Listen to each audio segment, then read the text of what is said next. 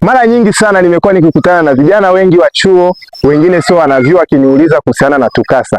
Fuatana nami katika video hii, utaelewa kusudi la TUCASA, maana ya TUCASA ni nini. Mungu akubariki sana unapoendelea kufuatilia clip hii. TUCASA ni Tanzania University and College Adventist Students Association, yaani chama cha wanafunzi wa Adventista wa Sabato wanaosoma vyuo vikuu na vya kati. Wewe uliye Mwadventista, usiache kujiunga na chama hiki ufikapo chuoni.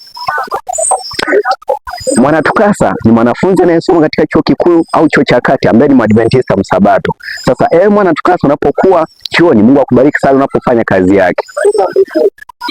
Kusudi la TUCASA ni nini?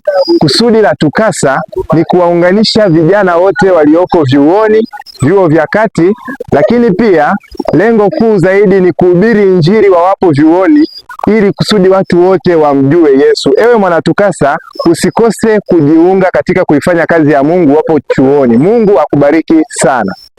Kwa nini mtu ajiunge na TUCASA? Ni kwa sababu Mungu ameruhusu mtu huyo kuwepo katika mazingira ya chuo ili kulitangaza neno la Mungu na Injili ya Bwana wetu Yesu Kristo, kama ilivyoagizwa katika Mathayo 28 na ule mstari wa 19 mpaka wa 20. Bwana akubariki.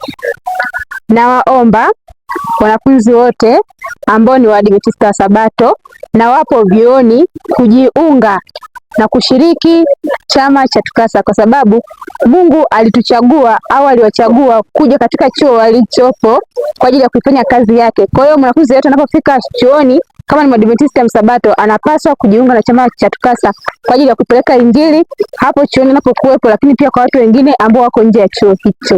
Bwana awabariki sana mnapopanga kujiunga na chama cha TUCASA.